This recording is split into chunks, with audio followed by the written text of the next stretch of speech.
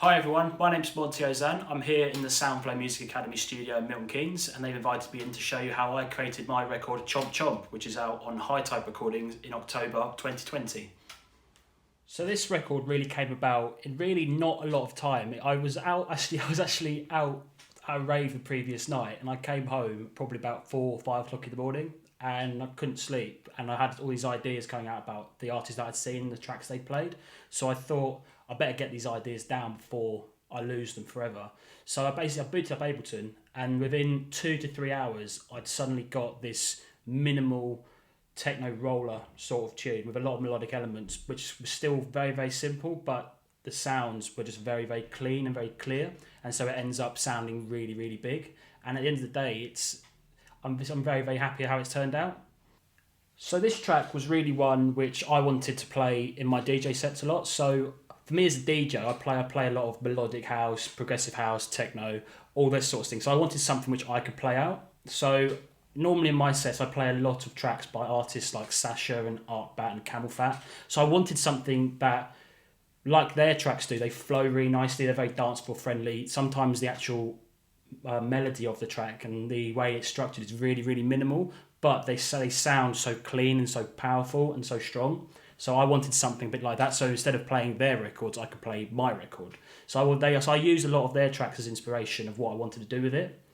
And to be honest, as a DJ, I'm quite lazy. So if I can actually make a track which is just so DJ friendly for me to then use, I don't actually have to do much when I'm actually on stage. So that's really what I wanted to try and do with the structure of it. So, I've got my started here, my intro and outro is really, really, really simple. It's really just the kick drum and the bass playing. It's really simple. It's so for me when I'm DJing, I can get it in and out really nice and easy. And if you those of you that DJ, you'll know that you don't want to bring it in full whack all the time. You just want to fade it in so it moves nice and flows nicely in your mix. And that's what I wanted, and that's how I like to mix a lot of the time. So that's really what I wanted to achieve with it.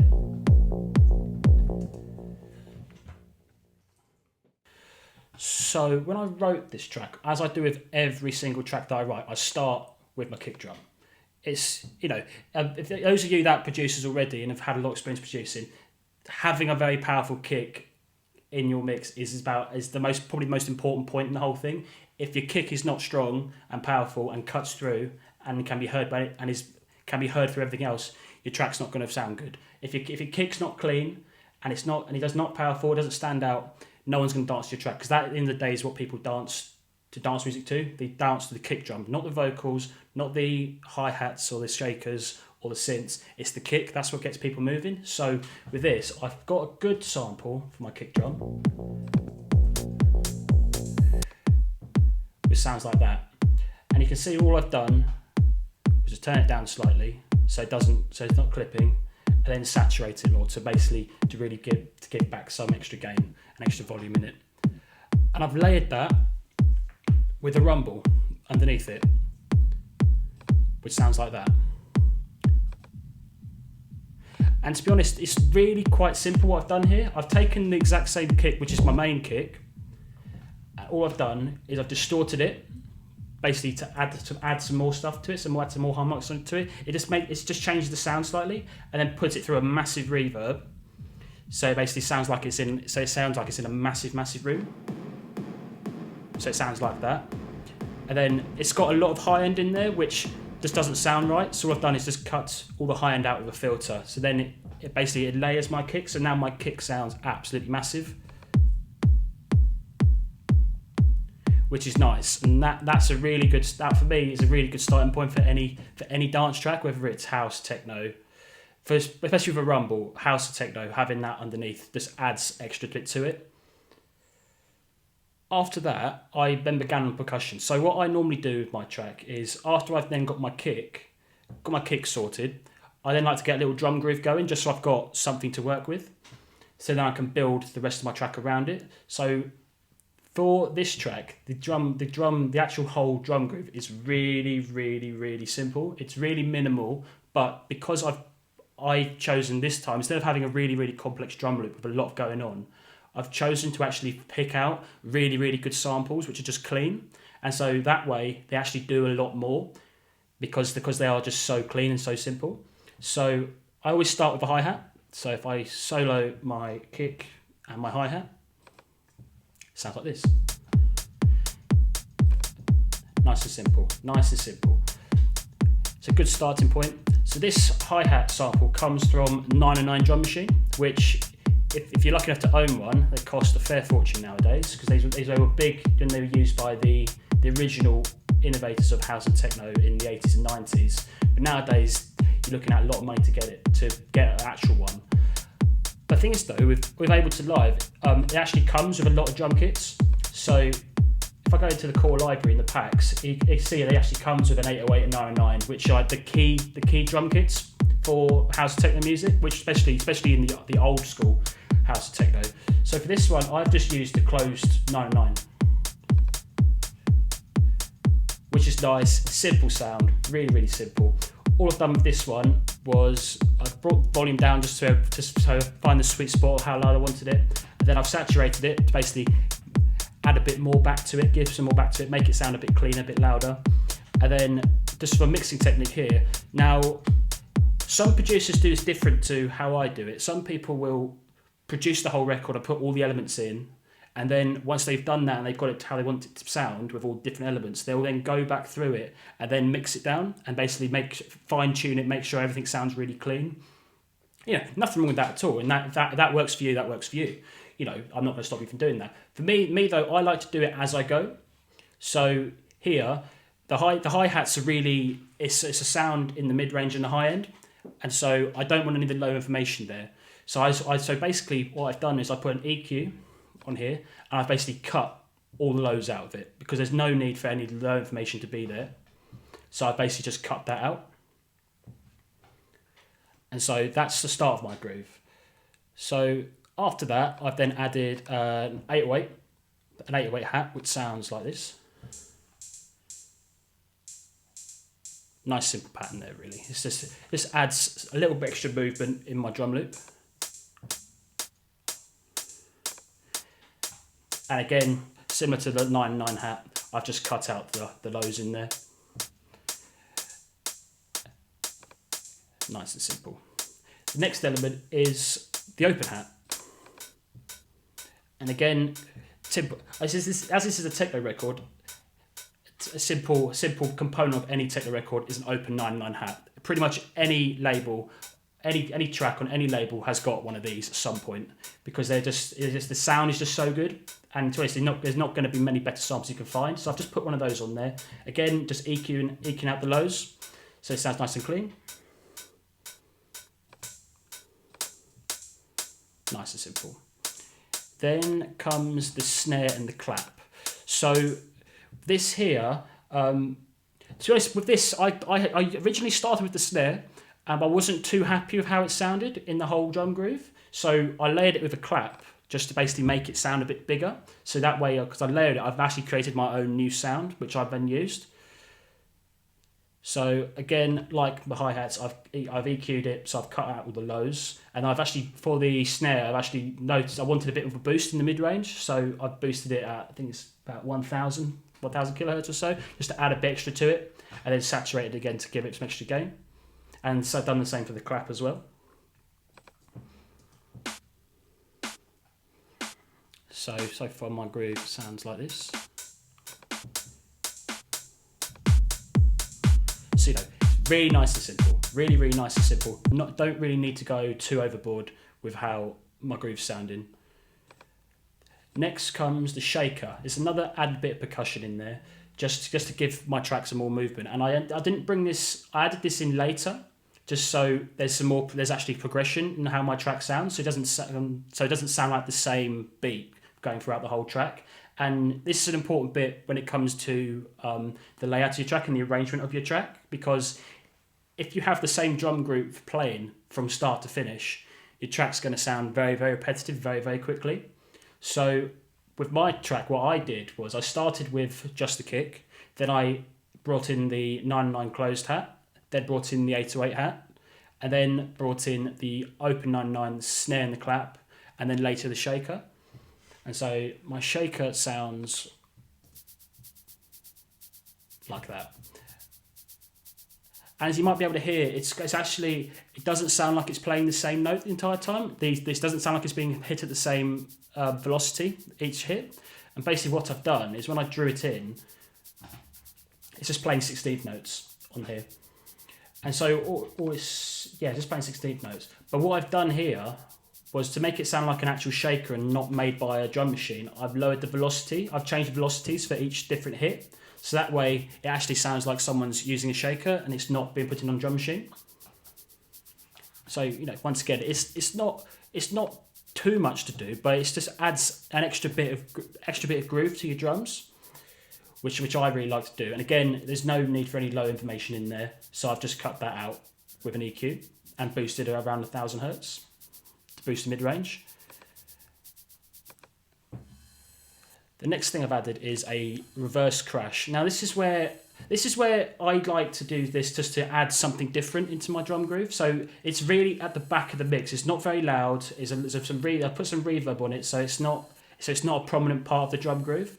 What I did this for is I like using this to basically eat up some space in the mix and also to almost fill in the gaps in the frequencies as well. And it also just adds a different sort of sound to your drum groove. So you can do this with all sorts. You can do this with different percussion instruments. You might even do this with synths, just to fill in some information and make your drum groove sound a bit more unique and interesting. So this is actually just I think it was a crash sample which I played in and then reversed. Yeah, so once again, there's no need for any low information there. So I've just EQ'd that out and put it through a reverb so it can sound really wide and really, really big. And after that, I have my ride cymbals. Now, this ride I made years and years ago when I was writing a techno record, and for that there was a lot. This one, I think, if I remember right, it was actually a reversed ride, going a 909 ride reversed, followed by a 909 ride playing how it normally does, and I basically mixed them together and bounced it down to an audio file so I can use it whenever I want. And so I like to use this normally about halfway through a drum groove, just so it adds a bit more movement to it. So if I solo my drums and my kick,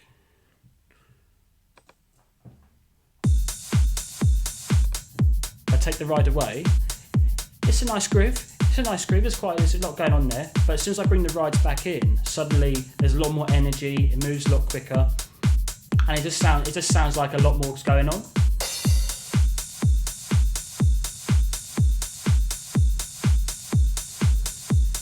And so this is a drum which really I wanted to use to help my mix go forward. So as the track's progressing through a different stage, such as a groove section after it or during the drop, I don't bring my ride in straight away. I bring it in a bit later, just so it can push the mix forward a bit more and push the track forward as it's entering into a new stage. In breakdown, I've used this breakbeat. So basically, what this sounds like is this.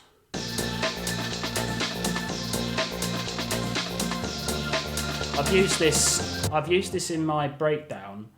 So it's almost like a unit. It's a very unique sound. Normally in house and techno, you don't often hear a breakbeat because it's mainly used in bass music, like drum and bass and garage as well. So it's something a bit different to use. And I thought, for me, coming from a drum and bass background, I thought that's going to sound quite interesting. It almost sounds old school rave like almost.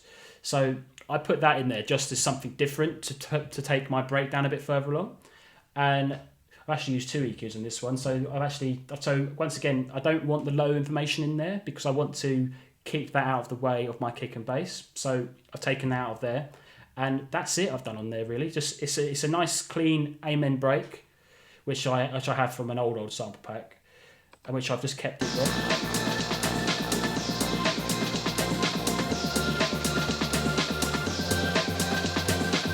Yeah, and as you can hear there, it just makes the track sound a lot different, but a lot different from just the standard 4/4 beat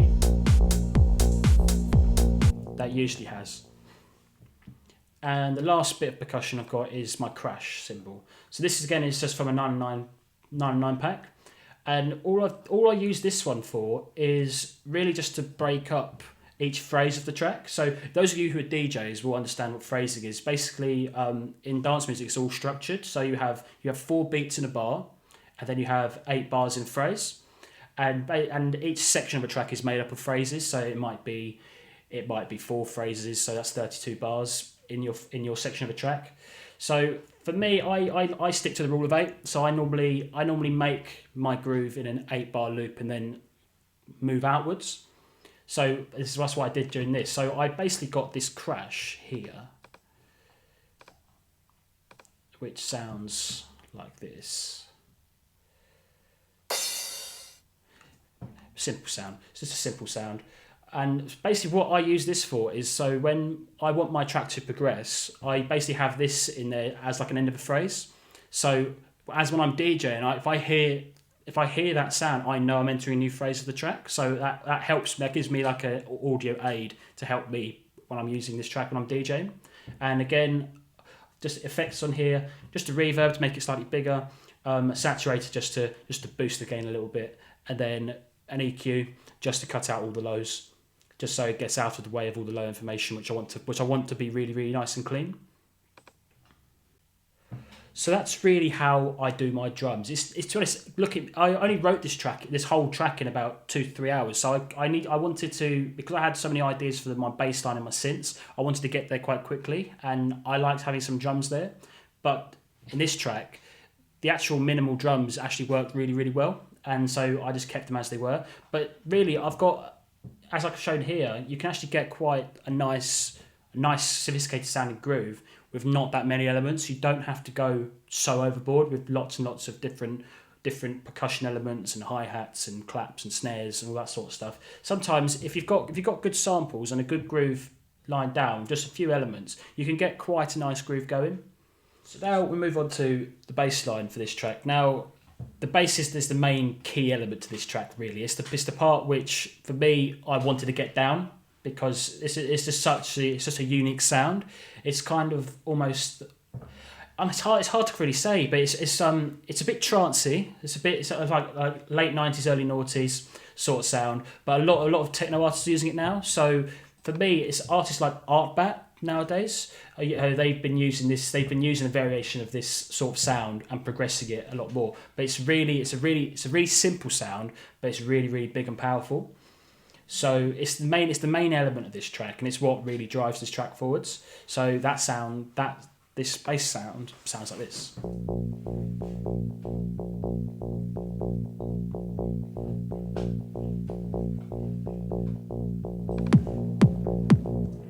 As you can hear, it's quite a lot going on there. It's quite a big sound, because I made this sound in Operator, which is just an Ableton. It's an Ableton built-in synth. Any copy of Ableton will have it, and it's just an FM synth using a saw wave, a square wave, and a bit of white noise. So basically the main sound is really just the saw and the square, and so it's using FM synthesis. So basically the two waves are kind of mixing with each other to create a very unique sound as they interact with one another, and the white noise is just on the end. So I really wanted to emulate an analog synth, but at the time I wrote this record, I didn't have access to any. And so when you use an analog synth, it's something different about how you can't. It's why emulating it on software is so difficult, because of the wiring. And I'm not so much an expert in this field, but there's always this extra bit of color and warmthness to the sound. So and sometimes when you actually use an analog synth, there's a bit of extra white noise in the background. So I just wanted that really to add to it and almost give it an analog sort of feel. It's still very much a digital synth, but it's got an analog feel to it. So to progress the sound even more, to actually get the full design of it, I've added a chorus to it. And what chorus does is it basically it widens the sound pretty much. It kind of gives it some extra bit, it makes it a bit wider. So it just sounds a lot bigger. After that, I've added a saturator to really give it a bit more power, a bit more oomph. I've actually added 2. The second one being a wave shaper, and I've just played with the parameters to find the sweet spot to what I liked. After that, I've used a delay to really this really is where the trancey element comes into. So in especially the old school trance in the 90s, so people like Sasha, Ferry Corsten, all that sort of stuff, they have this very unique sounding synth where it's all very stuttery, and so they did that back in the day with a delay pedal or with a gate. So for here I just used a simple delay. So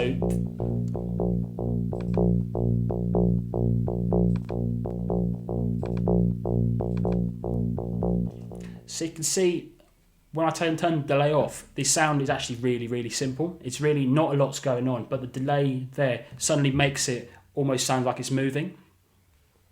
And after that, I've brought in a compressor. And so basically what this is basically a sidechain compressor. So for those of you who've been producing a long time, you probably know what a sidechain is. But for those of you that don't, basically what the sidechain does is it ducks the volume of the bass out of the way of the kick. So basically what this means is that when the kick plays, the volume for the bass basically drops when the kick plays, and when the kick has gone, the volume comes back. So I can show you on this diagram here, if I click play.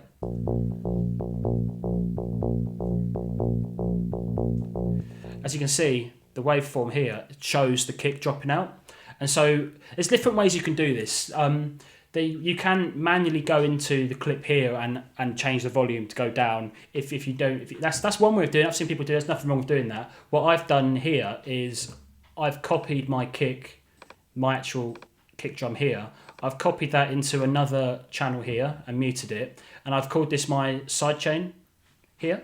And so basically what happens is whenever this kick plays, the MIDI for this kick plays, the sidechain compressor on my bass will be active. So as you can see here, it's throughout the whole track. So whenever my bass plays, the sidechain will be affected to it. So basically the volume of the bass will duck as the kick hits. So that way it just makes the mix sound a lot cleaner. So that way my kick just comes through with everything I wanted the kick to have. So like I said earlier, the kick's the most important part of the entire record, of the entire track. So that way, by having the bass duck out of the kick's way, the kick is hitting clean at every single beat. And at the end, I've included a EQ8 on the end. Just basically this here, this here really is moulding the sound to what I liked. So for this bass here, for my bass, I've actually layered it a few times. So I've actually included other elements to basically fill in the different gaps in the frequency range. So this bass here, this first one, this is really what I want in my mid-range. This is the bit which so if you don't really understand how the range works, this is the stuff that when you're in the club listening to a speaker, this is the bit that you hear. The low frequencies is the stuff that you feel. So this one, I wanted this sound to be the stuff that you can hear because it's very, very unique. It's a very unique sounding synth. And so that's what I wanted you to hear. And there was, you can see I've ducked a frequency here in the mid-range because it was something which I didn't quite like and I wanted it just to be reduced, so I just ducked it there and then I boosted it at 1,000. So 1,000 is like the heart of your mid-range. If you boost there, everything gets a nice boost. And so I've layered the main bass there with the same thing again, but just reverbed. So that sounds like this.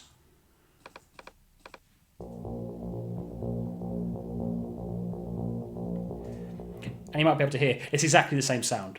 So I wanted this so it basically makes the whole bass sound absolutely massive. So if I play them both together, and then I'll play them without the reverb as well.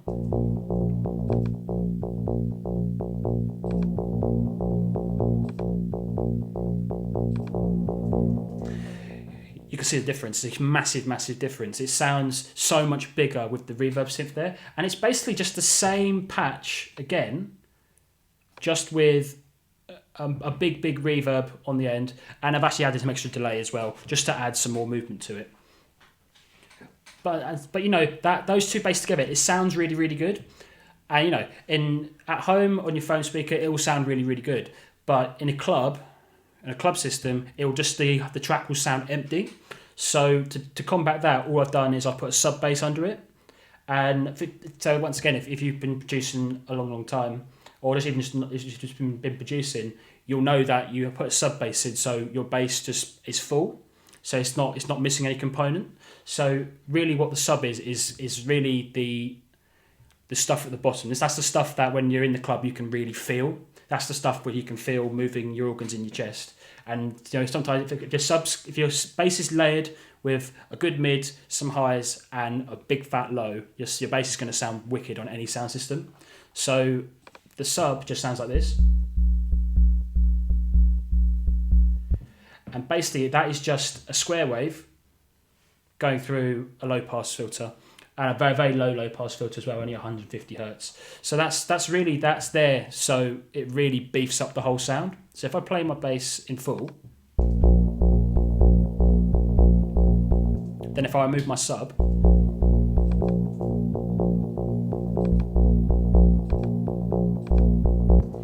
you can really feel it. Kind of like when I remove the sub, it almost feels like its guts are being ripped out. It feels like there's not a lot underneath it really to hold it all up.